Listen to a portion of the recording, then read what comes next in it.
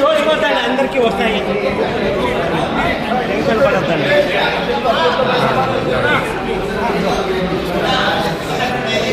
ఏ camera అయ్యో Nagendra cut చేస్తాం అతను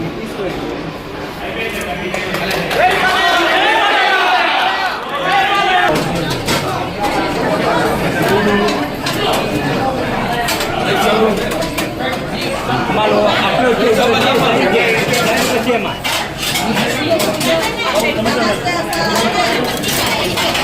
మనం వచ్చేస్తే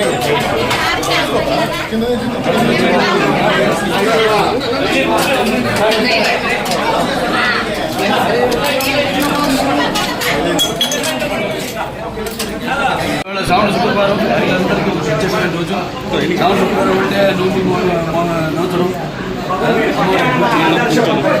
అలాగే ఈరోజు నిన్న స్వాతంత్ర దినోత్సవం రోజు అక్కడ మా బసవతారక ఎండోమెట్రిక్ క్యాన్సర్ హాస్పిటల్ ఏదైతే అమ్మగారి పేరుతో ఉందో అండ్ రీసెర్చ్ ఇన్స్టిట్యూట్ హైదరాబాద్లో మేము అక్కడ జెండా ఎగురవేయడం జరిగింది.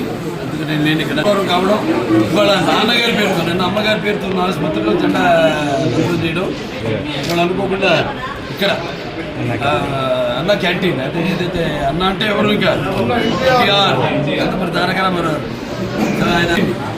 ఆయన ప్రారంభించడం జరిగింది. అక్షయ పాత్ర వారు ముందుకు వచ్చారు, వాళ్ళతో టైఅప్ అయ్యి ఈ యొక్క అన్న క్యాంటీన్ ప్రారంభించడం 5 రూపాయలకి టిఫిన్ కానివ్వండి, మధ్యాహ్నం లేకపోతే రాత్రి భోజనాలు కానివ్వండి. అలాగే ఇప్పుడు నిన్న గుడిపేటలో ఆయన ఒక ప్రారంభించడం జరిగింది ఒక అన్న క్యాంటీన్.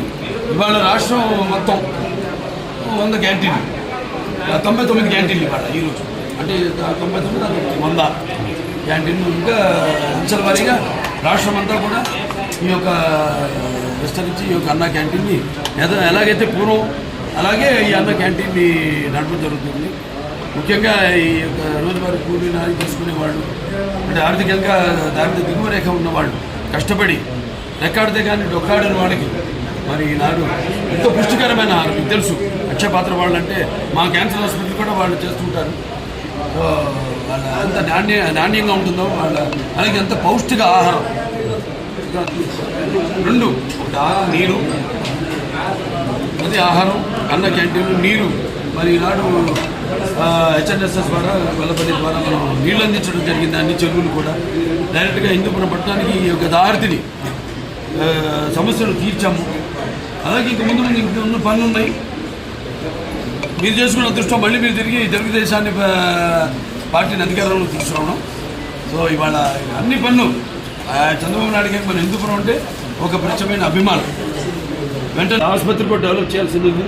కలెక్టర్ గారి చైర్మన్ దానికి మొత్తం మాకు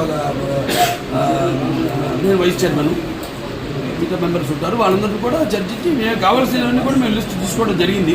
ఏం పరికరాలు కావాలి, ఏమున్నాయి, ఏవి తగినంత సిబ్బంది లేకుండా ఎందుకు అవి పనికిరాకుండా ఎందుకు పనికిరాకుండా పోయినాయి, వాడకుండా పోయినాయి, అవన్నీ కూడా చర్చించడం జరిగింది. అవి కూడా త్వరగతిని అన్నీ కూడా భర్తీ చేసి పూర్వ వైభవం మన ఆసుపత్రికి కూడా తీసుకొస్తాం. కలెక్టర్ గారికి ఈ సభాముఖంగా నా ధన్యవాదాలు తెలియజేసుకుంటున్నాను. అడ్వాంటేజ్ ఉంది అక్కడ మనకి ఎయిర్పోర్ట్, బెంగళూరు ఎయిర్పోర్ట్ ఉంది. ఇంకా కొన్ని 2-3 రోడ్లు కూడా మేము అది కూడా నేను త్వరగతిని వాళ్ళని కలిసి కేంద్ర ప్రభుత్వాన్ని కూడా సోమందేపల్లి నుంచి యలాంకాకి రోడ్ అయితేనేమి అవన్నీ అయితే ఇంకా దగ్గరికి మనకి డిస్టెన్స్ అవుతుంది. తుమ్ముకుంట మీదకి వెళ్తుంది. ఏదైతే నాన్నగారు అప్పుడు భాషాముఖ వాడను ప్రారంభించారో ఇలా అన్నీ కూడా అంటే ఏమి లేదు సార్, ట్రాన్స్పోర్టేషన్ అన్నీ కలిస్తేనే జనం బ్రాండ్ ఉంది, చంద్రబాబు నాయుడు గారి బ్రాండ్ ఉంది. ఎలాగో ఇవన్నీ కలిస్తేనే ఒక అద్భుతం జరుగుతుంది. సో అద్భుతం త్వరగతిన చేస్తామని ఈ సందర్భంగా తెలియజేస్తాం. చూద్దామండి, తీసుకెళ్ళా ఆయన దృష్టి తీసుకెళ్ళాం అంతవరకు. మరి ఎటువంటి నిర్ణయం తీసుకుంటే దాన్ని మేము కట్టుబడి ఉంటాం. పేరు మాత్రం అదే ఉంచమన్నాం. నా అభ్యర్థన సత్యసాయి జిల్లా పేరు మాత్రం అదే ఉంచమన్నాం. జిల్లా హెడ్ క్వార్టర్స్గా పరిగణించమన్నాం. దానికోసం మేము కృషి చేస్తాం.